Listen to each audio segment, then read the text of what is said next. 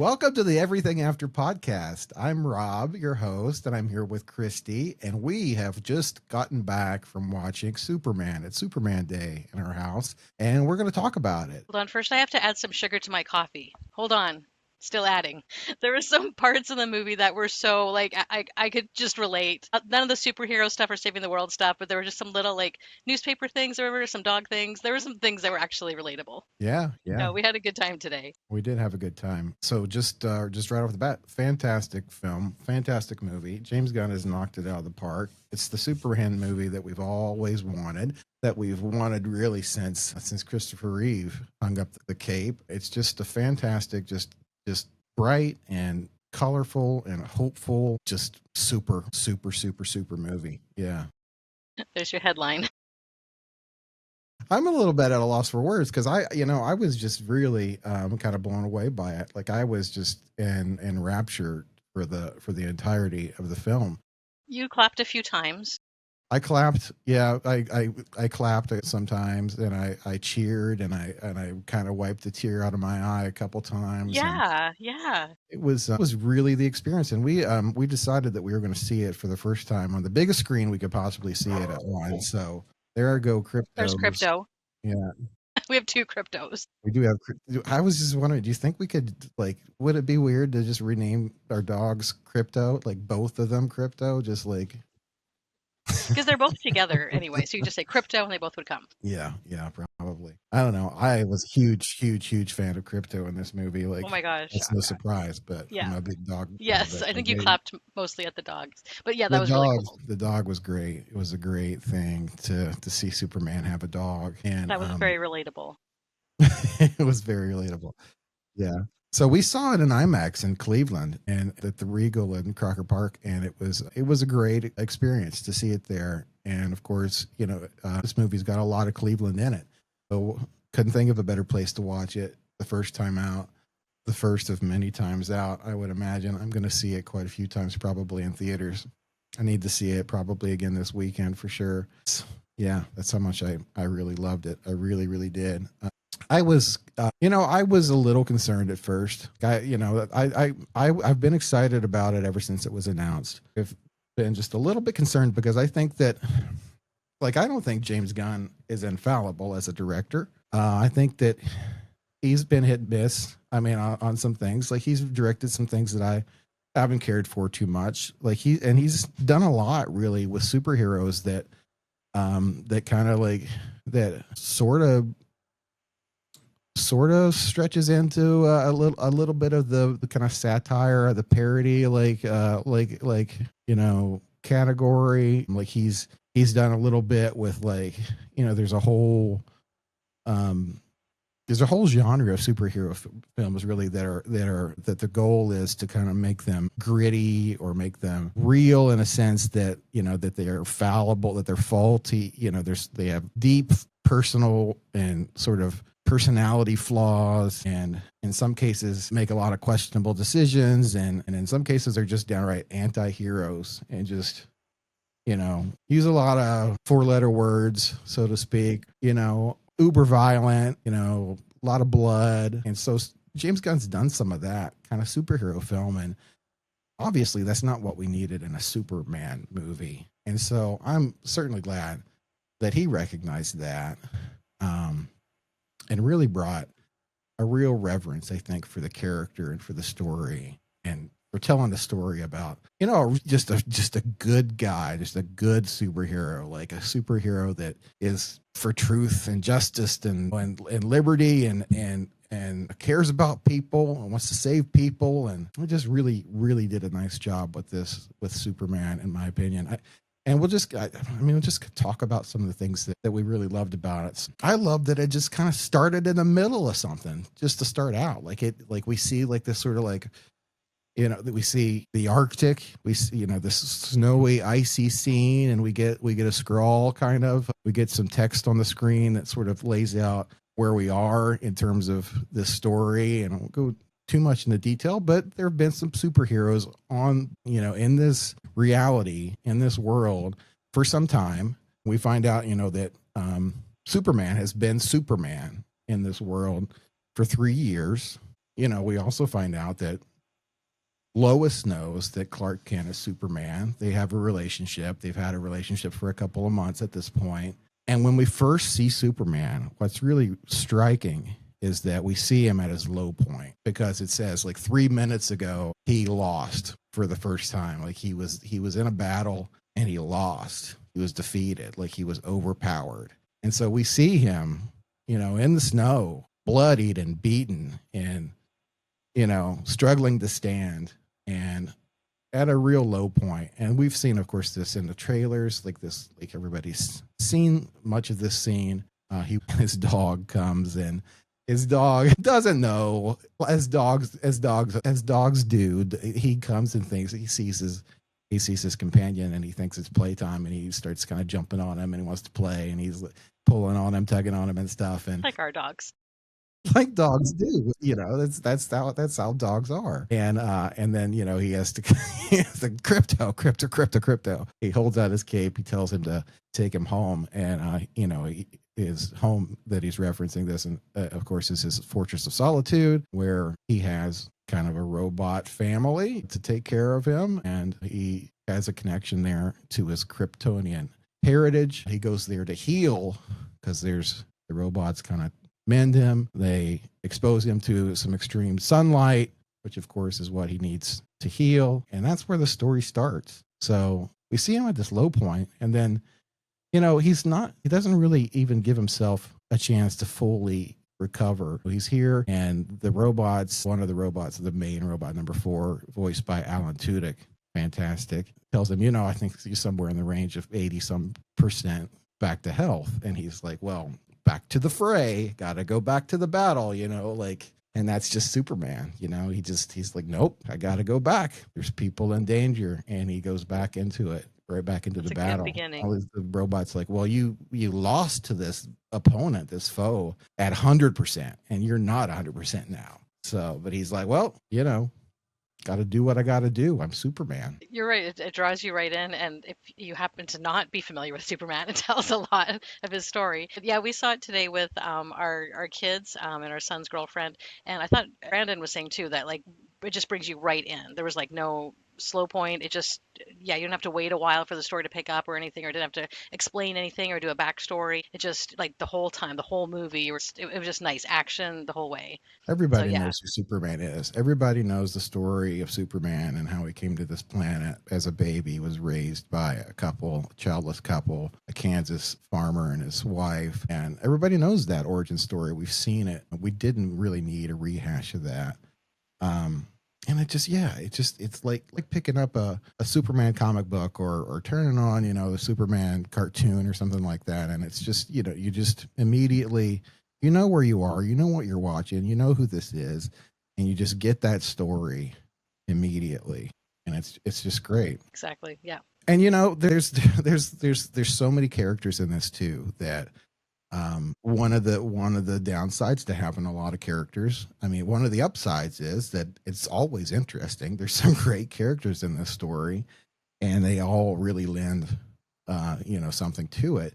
One of the drawbacks, of course, is that in a 2-hour movie you can't get to know everybody extremely intimately when you have a big cast of heroes and sidekicks and stuff, in your films. We get some other heroes in this movie that we're introduced to, and we don't get their backstories either. And they're really interesting. And some people are going to know who they are from the comics and things like that, and some people aren't. But the good thing is that this is one movie, and it's kind of the restart of a DC cinematic universe. There's going to be a lot of movies, and we're going to have lots of chances to get to know these characters more and get to really understand their motivations and things like that. I think you get a good sense of the key characters in this. Of course, I think that, obviously it centers around Superman. It centers around Lois Lane and Lex Luthor. I mean, that's the trifecta. That's the three right there that it really has to, I think we get a real sense of who these characters are. We have some prior knowledge coming into this, so that helps as well. But, we get a sense of this is the Superman that we know, and then the characters around just sort of add this richness to it and everything. And Nicholas Hoult as Lex Luthor is just, I mean, what a fantastic actor! What Yeah. a fantastic performance! He's just, Yeah. he has a depth in this. Like Luther's all about ego and ambition. He's self-centered. He has sort of grandiose dreams of being king of having ultimate power, but ultimately he wants everybody to love him. He wants everybody to envy him, to admire him. And that's what Superman has. And that's why he hates Superman with a passion like he does, because he wants what Superman has. And it eats at him that this person, which he would say isn't a person, is an alien, is getting that kind of attention, and he's not. And so he's this powerful person with all this money and all this influence. He can change the tides. Like, he has the power to put nations at war. He has the power to really shift almost anything to his will. And he's kind of drowned out by this super being, this incredible force, this protector, this hero, and it just eats at him. And so we get a real sense of that from Nicholas Holt's portrayal of Lex Luthor in this. And he seems so young too. I just kept thinking, like, he just seems so young. And he's an excellent actor. Did a very good job. All of them, it was cast so well. Yeah, it really, really was. And then the relationship between Superman, Clark, and Lois, to me, is just so heartfelt. It's just so warm, and I just really love them together. They have such amazing chemistry. Yeah. David Corenswet and Rachel Brosnahan as Lois Lane, such incredible chemistry, like from the start. And we get pretty early, like that scene in her apartment where she's interviewing him as Superman. Right. And it sets up really a lot of layers, I guess, to these characters and their feelings and their relationships toward each other, because they're really early in this relationship still. Neither one of them have said I love you at this point. We find out later. It's really early. Lois is having some doubts, I guess, about whether or not she can sustain a healthy relationship, and they have a little bit of a falling out. They have a little bit of a tiff, like, over this interview. It gets a little heated, and it doesn't really end great. Like, they don't really end the night on a good note, and that's realistic too. Like, again, it's just like really realistic, because sometimes you have moments like that in a relationship, and that it's gonna work out. I mean, you just know it's going to work out. You can see that they care for each other very deeply. And so, it's really a lot to me, and I've heard other people say this too, but like, this movie really shines, I think, in the quiet moments, and the moments where it's, just sort of characters talking to each other, and expressing themselves, expressing their feelings, their fears and their doubts, and their in some cases, a little bit of maybe imposter syndrome or something, like they feel like just this sort of struggle with their own identity and who they are and what they represent. And there's a lot of that. Yeah, you're right. You're right. Yeah. Yeah, you do see that a lot between those two. And then also with his parents, first parents. Yeah. I know. I think that's when I saw the tear come to your eye. Yeah, I just really loved Ma and Pa Kent in this. I'm so glad that they were so sweet. They were so great. I'm so glad that we had both of them, that we had Pa Kent and Ma Kent, because James Gunn, decided he didn't want Clark, Superman, at this point in his life to have lost this figure, this father figure, to still have this relationship, because he needs it. And at one point, again, at a low point, he goes home to the farm in Kansas, and his mom and his dad are there. His Ma and Pa Kent are there, and they know what to do. They know he's hurting, and they know he's struggling, and they know how to pick him back up again, because they've been there with them all his life since he was a baby. They've raised him, and they've raised him to be who he is. Right. And at some point, there's a little bit of a there's a little bit of a contrast between the parents that birthed him and the parents that raised him. And the message really here is that, it's like he could have, like Superman in any other kind of situation growing up where he was developing his character, where he was deciding who he is as a person, as a human, he could have gone either way. Like he could have gone and been, this kind of tyrant like Luthor, power hungry and seeking obedience, and subjects and things like that rather than saving people. He could have gone that way. And because Ma and Pa Kent were there and they were the ones that raised him on this farm in Kansas, he is who he is. That's true. That's great. And there was such a great underlying theme of he can't do it on his own, that he needs other people around him to help him, to Yeah. help keep him strong and to help save him too. And just like community, even just the support, yeah, of his family, support of Lois, support of coworkers, support of other superheroes, and support of even other countries. Just yeah, I don't want to spoil anything, but just there's little like he just needs to see a little sign of support. And Yeah. yeah, it was really cool. Just that everybody needs to. He can't do it on his own. People have to support each other. Yeah. And he has friends and he has family. He has people that are close to him. He has people that know his secret. He has people who don't yet. And ultimately, a planet, a grateful planet, that that falters at some point and starts to question his intentions and things. And that really hurts him because he sees everyone as good, as Yeah. ultimately as in their soul as good. He sees people as good. Hmm. And he wants to save and help everyone. Like, Right. That turned so quickly, but that's how it is in real life too.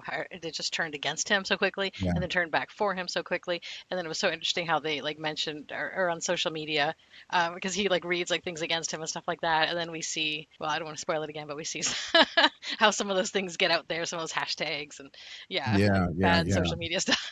Right, right. It's Yeah, it's very hurtful. He clever. can It's get very hurt too. clever. I mean, Lex Luthor has has really done a lot to kind Yes. of He had a, to again yeah, sort of move things in his direction like and to show he needed to all these see people, all these to see departments, these all this. moves that he's Yeah. making behind the scenes and Yeah. everything. Just it's really diabolical. He's a Yeah. very he's a very bad person. But that said, like I said, like like Superman, his one of his greatest attributes, and you may say greatest faults, is that he sees the good in everyone. Like he even at one point, like Lex Luthor has done everything he could possibly do to like kill him and destroy so much of what he loves. And he even at some point tells Lex, like, I hope that you see in yourself what I see in me, at some time. Like I hope that we get to the point where like you get to see like the humanity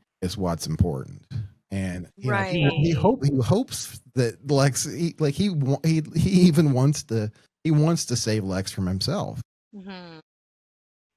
and Yeah. Lex is just so full of hate for him Right. that he can't accept that. But we got to talk about some other characters. I love Mom and Pa Kent. I love how they they live in sort of an unassuming house. It might be a double wide trailer. I think that I might have read somewhere that it is. I don't think I really got a good look at it, but there's like wood paneling on the walls. Like I we can noticed that. Yeah. imagine growing up in this house. Yes. You see Superman's room and there's Yeah. like posters, like band Yeah. posters on the wall. There's like, little league trophies on the Yeah. shelves and things like that. And, and we get a real sense of like he grew up like we did, Yeah. you know and Yeah. it's just great. And Yeah. of course there's the scene, there's so many great scenes like early on, like when Ma Kent calls him on the cell phone and she's got the phone down on the table, she's like Yeah. yelling into it because she doesn't really know how it works, Right. That and reminds me she's of me checking yelling in on into him and the when I go through the everything, and drive-through. Yeah. it's just so perfect. And then Yeah. he has a You can real heart relate. to heart with his dad, and then Yeah. That was and wonderful. his he's ready to go back into action, and Yeah. his mom says, "I got your boots ready for Yeah. you." That's It's so great. so good. I just love that so much. I Yeah. love them so much. Yeah. They were so good, and so Yeah. we have to shout them out. Like Ma and Pa For Kent in this sure. movie were so good. They were perfect. And we had because Neva Howell and then Pruitt Taylor Vance played Pa Oh, Kent. Fantastic, just did that so yeah. well. And Yeah. then, oh my gosh, David Corenswet was great as Superman, just perfect. And Yeah. then And Rachel Brosnahan I really know, I brought, I've love said this her. before, really brought, a real, just a classic Lois Lane back to the Hmm. screen, very much like Margot Kidder in the Yeah, I original think Chris so. Reeves movies. Just a Yeah. lot of spark and spunk and just, Yeah. it's really smart and just intrepid and just, um, we don't see her. What I thought was remarkable is like there's so many times, even in those original ones with Chris Reeves, where she's the damsel in distress, like she has to be Mm, saved by Superman, and you yeah. don't really see that in this No, movie, it's the other way which is around. remarkable Yeah. because she's not the kind of person who's going to need saved a lot. She's smart. She doesn't get herself in a situation like that, and she even like you remarked, like there's a part in this movie where she's the hero, Hmm. and it's Yeah. fantastic. Yeah. Like And they she still saves post the Superman. stories. They still get the stories out. And as journalists, they There's still still a have to paper to do put the out. job. They still have to get the news out, right? And I Yeah, love the news, but we're both journalists, and so the newsroom part of this, the we news loved it. reporting part was great. We got a good sense of that. I think there could have been more. I really liked what they did with the Daily Planet and with Perry White and Jimmy Olsen, and I thought that those characters were great. I can't wait to see more of it. I think I read somewhere that there might be a Jimmy Olsen series or something, Oh, okay. like with yeah. There So was so much. It's weird to say the comic relief because it already was like a lighter kind of movie, but there was just some parts we just laughed. Like it was just yeah, just funny. Like just really good. I don't know. yeah, yeah, Yeah, yeah. it So was neat. Skylar Gisondo, I think is how you pronounce his last name. He was in the Royal Gemstones most recently, is what I Oh, saw okay. him in. And he was great as Jimmy Olsen. Yeah, he's good. I'd like this. I would watch a series about Jimmy Olsen. What Yeah. I liked about it too is that he's kind of it's interesting because classically Jimmy Olsen is kind of like he's a photographer at the paper. He's a little bit of a nerd, you know, compared to, he's slighter in stature and than even Clark and certainly Superman, and he's kind of goofy and bumbling and things, and um, getting into trouble and stuff, and famously has a crush on Lois. There's even that Spin Doctor song, Jimmy Olsen's Right. Blues, where Right. Yep. he's like,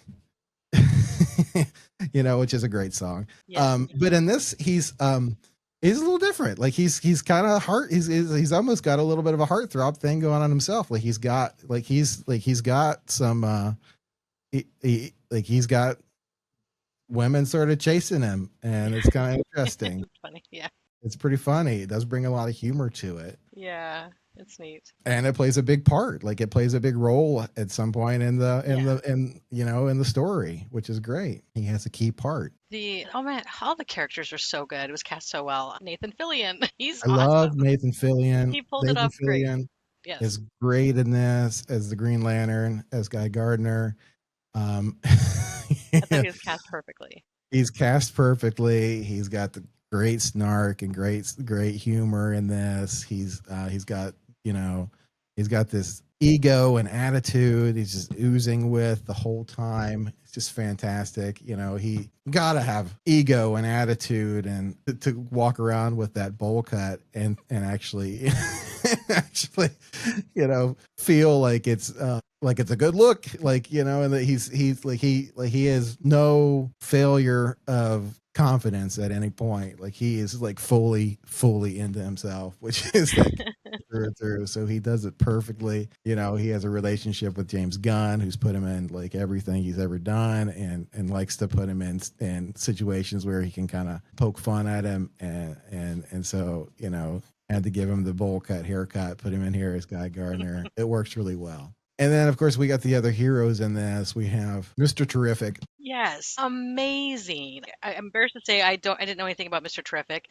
The actor's amazing. The character is so cool. I want to see Mr. Terrific movies now. I want to watch the Mr. Terrific show. Yeah, yeah, Like he yeah, was so good. yeah. And I think he might get his own show too. I think, and he That would was be fantastic. great. Edie Gathegi. I think I'm not sure if I'm saying his name right, but wow, He can do anything. really He good was in that. really cool. Really good Yeah. in that role. Yeah. He He was really so really fun to stood out. watch. He Yeah. was really great.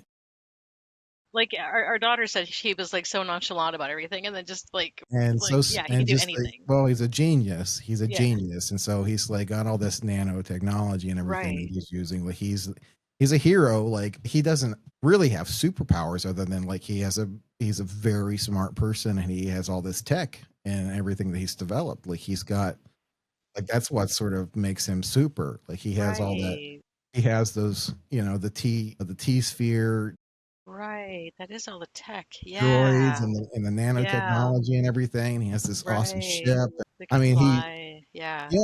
yeah. Well, yeah. So he can fly. Like he's got so many things going on. And, Yeah. but like where he shot, like there's a part where, he has to do something at a computer, and there's somebody, and he's like, "Well, I can help." Somebody says, "I can help you with it." He's like, "I don't need help. I'm Mr. Traffic. Like, I don't need your help." Yeah. Yeah, That's he's just great. great. He's Yeah. really great. And then Isabella Merced is Hawk Girl. I know. I wanted to see She more was of her. I want to see more of her. I think she has a few She's moments to cool. shine, but I don't think we got a great sense of her motivations. She could have her own show too. There could be so many spin-offs, so many sequels. I mean, this opened up so many doors. It made you want more. It explained enough, but you want more, more, more. So it was And good. that's what it was meant to They do. I did a mean, good it's job. an introduction to this world again. Yes. Yeah. It's a Very good. reintroduction to this world. And so we're going to get all this content later. Oh, We're going to good. get to know more about all these characters and everything. Yeah. And I think that's great. I don't know the actress, engineer. She was really good too. Yeah. Yeah. I'd like to know more of her story as Yeah. well. Maria Gabriela Was she de called the Faria. engineer? Is that what she was called? She Yeah. was good. Yeah, she was pretty, again, serious and Yeah. scary. Scary. Yeah. Yeah. And the writers, yeah, it was just brilliant what they came up with. Yeah, through the whole thing was, yeah, sort of the edge of your seat kind of thing.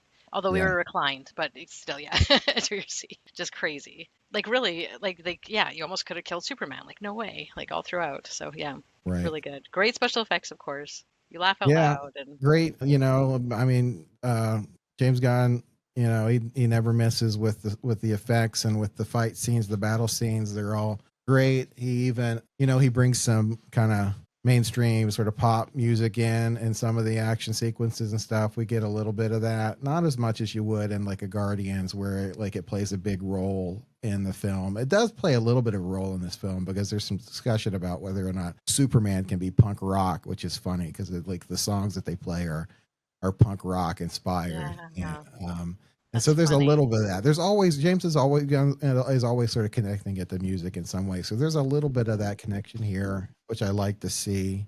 And of course, we get a lot of great score, which you need that in a Superman movie just to Yeah. give that sense of just gravitas to it. It recalls the John Williams score from the original movies and with Chris Reeves, and so it's really great. It's really great. It sounds great. It looks great. The pacing is fantastic. We get a sense. Again, we get introduced to a lot of this world, and it leaves you wanting more. Hmm. Absolutely, it does. Yeah. Can't wait for the next one already. Yeah. So And then do you stay for the whole entire thing, right? Because there's a couple just little fun things yeah, after the so we can credits. talk about that a little bit. There are two credit scenes in this movie, and what's great about them is they don't really set something up. They don't really set up the next movie. Like, and James Gunn said he didn't want to do that. Like he was kind of a pioneer of this when they started doing credit scenes in Marvel movies. Like he was Oh, okay. part of the team that's really sort of like came up with that concept. And originally it was just meant to be, just a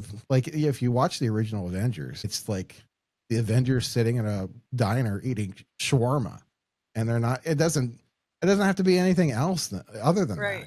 It's not Yeah. like some character comes in at the end and like they're definitely going to be in the next one. They're going to be in the sequel, and it sets up the Yeah. next movie. And James Gunn didn't want to do that because he's been in a position before where he's been locked into doing something in a movie that he's doing because some guy who directed the one before him put something in the end credits, and so he had to write something. He had to write around it and put a character in there and shoehorn the character in there. I won't talk too much about that, but he's been in that spot before and he didn't want to do that. He'll probably direct the next Superman movie, but if somebody else were to come along, he wouldn't want to handcuff somebody into doing something that didn't feel natural to the story. So I like that. I mean, they're just a couple scenes and they're just little extras. They're like little sides, little sidebars.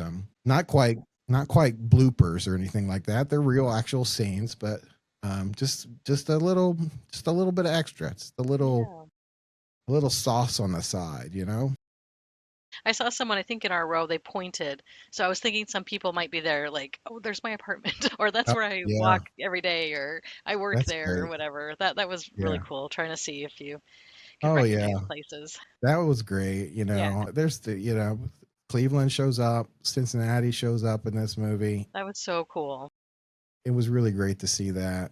Stadium, like we were Because there. Field, yeah, Oh, the sorry, baseball, I was like, yeah.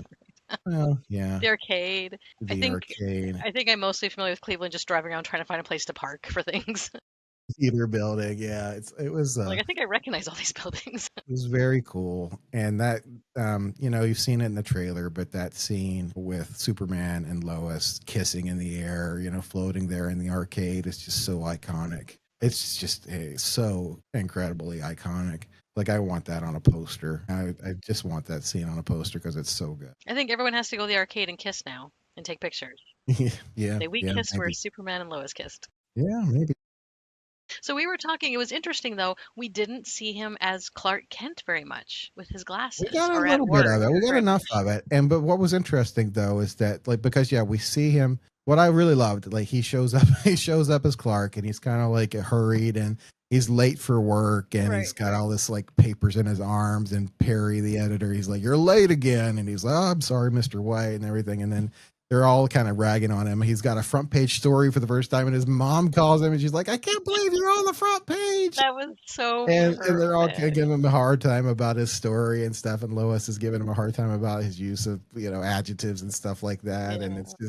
it's so perfect. And then and then right after that we get them in Lois's apartment, and he's like, Yeah. "That was fun today," like that back and forth between us. It was so fun. Yeah. I love that, and I want to see more of that in the next Superman movie. They had to do so much in this movie, and so we didn't get a chance to really spend a lot of time anywhere. Right. But we got a taste of everything, and it was just so good. Every part of it was like so perfect. Like we could have had more of that, but we would have had to sacrifice, something else, and it just measured it out just perfectly. I thought Hmm. like we got enough of everything, and some of it we got more than enough of. Right. Like we definitely got our fill of the humanity, and that's Yeah. really what was important in this, was just like getting at the humanity of this character, and just like what just the heart and the humanity, and just like the again, seeing the good and wanting to be good. And gosh, that's what we needed in a superhero movie. That's what we needed Yeah. in any movie. That's what we needed in a Superman movie so badly, Yeah. and we got it, and it's so great.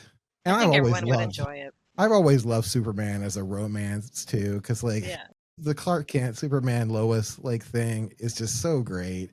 Like I always really liked the Lois and Clark TV series with Dean Cain and Terry Hatcher, because there was a lot of that relationship Yeah. stuff going on, and I always thought it was really sweet. Yeah. And I just thought it was really well done. I thought that their chemistry and their relationship was just perfect on screen, and I can't wait to see more of those characters together.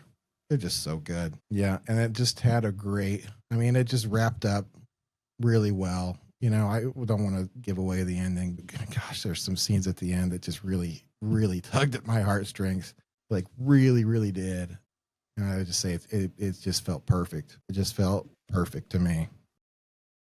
Definitely worth seeing again, and I would definitely recommend it to anybody. I think anybody would enjoy it.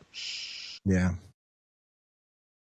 And crypto's origin is comic accurate, so some people will know what that means and some people won't. But if you do know what it means, we do get a character in this at some point, just a peek at a character in this movie that we're going to get more of later. And I thought that was really well done and really really well executed. I'm excited for that as well. I'm excited to see more crypto on the screen.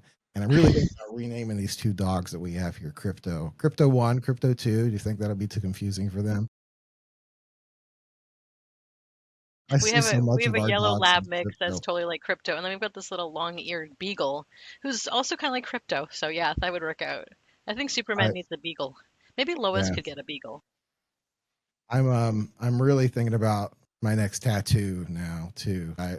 A big Superman symbol on your back? Oh, on No, your chest, no, of no, course. no. A big Superman symbol on I've your been thinking chest. about a crypto tattoo on my other forearm, but we'll see if that comes.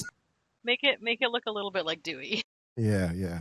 Well, Uh, I don't know if we can say anything else without really giving away too much. how many times are you going to see it in the theater? I don't know. At least 3 thinking, times. well, three's probably on the low end. I'm gonna see it a lot. I have a Regal Unlimited pass, so I could Take go and advantage watch of it it. every day this week if I wanted to, Yeah. and that might happen. I don't know. We'll just see. I do If you want to want to see see it. it again, text Rob and he'll see it with you. I will see it with you. I will see it with you. Absolutely, I will. He'll meet you there. I probably will see it in. We saw it in IMAX. I'll probably see it in every format. I'll probably see it in 3D. I'll probably see it, on a regular screen in a XT theater. I might see it in a drive-in, a drive-through, drive-in, drive. I might see it in a drive-in theater, and if there's a drive-through movie theater too, I might see it there. I want to watch it in every format. VHS, Big fan. DVD, Yeah, Blu-ray. Blu-ray. Yeah, uh, Laserdisc, the whole get thing. the soundtrack. Yeah, yeah. Yeah. That's where Oh, I well, am. thank you. Thanks for having me on. This was fun. Yeah, it was fun. Thanks for coming on and talking with me about Superman. Superman was great. We are excited for more. We'll get Joey back on here next week. Hopefully, he'll have seen it by then. Yeah, I'm looking We forward can, to hearing what he has to we can say. talk about it again a little bit more. But this is a special episode. We're gonna get it out there a little late because it was Superman Day for us, and we spent the day with Superman, and it's gonna be out there a little late. But we hope you'll give it a listen. And until the next thing.